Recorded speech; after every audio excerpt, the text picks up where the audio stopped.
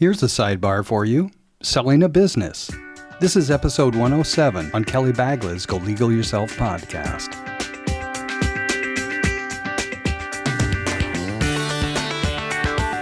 Welcome to the Go Legal Yourself podcast. This show is about knowing the legal life cycle of your business.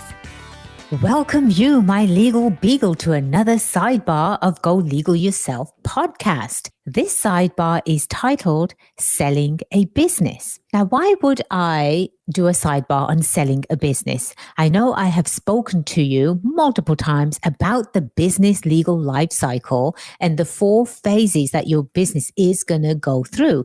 You have the startup phase, you've got the growth phase, you have the established phase. That can be quite an exciting phase.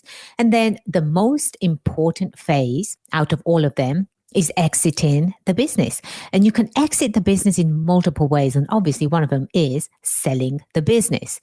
Just lately, I have had quite a bit of client inquiries coming through to my law firm, and they're asking me if I can help them sell their business. As an attorney, absolutely, I can draft all of the agreements that go along with this. But I do want to share a story that is a big no-no in selling the business. There's 2 parties. One is my client and the other one is a third party. Let's just call him, I don't know, let's pick a name. Let's call him Fuzzy. Fuzzy signed contracts with my client saying that, yes, he's willing to sell his business. The contract that was signed was not drafted by me, but it was generated by someone that wanted to play a lawyer. Oh, by the way, if you're selling your business or if you're buying a business, please don't use someone that plays a lawyer on TV. My husband likes to say he only plays a lawyer, but he sleeps with one.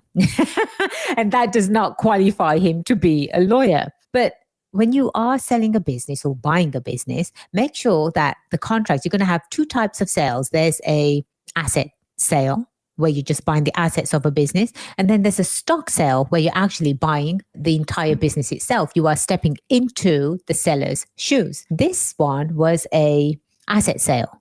So Fuzzy, he owned a nursery and decided to sell all of his plants to my clients. My client actually retained him as an employee to run the nursery for them. Now, when it comes to selling assets, you literally buy all the assets and you change the name so it actually belongs to the new company that's just purchased the assets. Well, this did not happen. You have 2 companies. Apparently, one of them is supposed to belong to my client, but this did not happen on paper. And in reality, it looked like that Fuzzy was still running his nursery and my clients would go over there, pick up plants and then sell those online. And all of a sudden, Fuzzy just said, "This is my nursery. I didn't agree to anything and you're not allowed on the nursery and you're not allowed to take any plants either." The next thing you know, my clients are nearly close to bankruptcy because they're out of plants. They can't pick up the plants and they can't sell the plants. Now, this case is in litigation. This case has been in litigation for the past 7 months. Imagine the damage that has been done to your business over the past 7 months if you are reliant on selling these assets that you just purchased. Can't do that. So now my clients are forced to go to third parties to buy plants and sell those. And they are barely staying afloat, all because the contracts were not drafted correctly. When you are selling a business, make sure that you do hire a business attorney that can help you draft the right contracts. Make sure that the assets are actually assigned over to the new business, and make sure that you change the name on the bank account. Acquire the bank account. Do not keep 2 separate bank accounts. Everything that the 2 parties did in this scenario is completely contradictory to what they had signed. Now the contract is left open for interpretation. And who's going to interpret that? It's going to be a judge. And how do you know the judge is going to be fair? Well, they're supposed to be fair. But how many stories have you heard about judges? Oh, they had a bad day, so they ruled against you. You don't want to leave your entire business life in someone's hands. You never know what the outcome is going to be.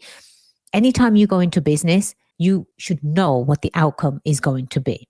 Now, selling a business, it could be exciting. It's a fantastic venture. It's an end of one chapter of your life. So you can start another chapter of your life. We all do. As entrepreneurs, we're not married to one business. We are going to have multiple different businesses. But again, when you're selling a business, do it correctly. Do it the legal way. Do yourself a favor and save at least $150,000 in litigation costs. And again, they've only been in litigation for 6 months.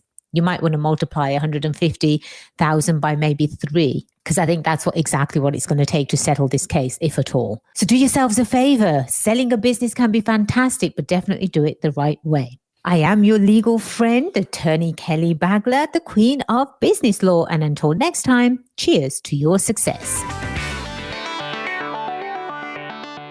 If you're looking to start a podcast on your own, use the coupon code WHATHAS at checkout and receive a free month of media hosting from our recommended hosting company, Libsyn.com. That's Libsyn.com. This podcast was produced by Imagine Podcasting, and we help businesses eliminate competition by elevating their brand message to be heard. Visit ImaginePodcasting.com for more information.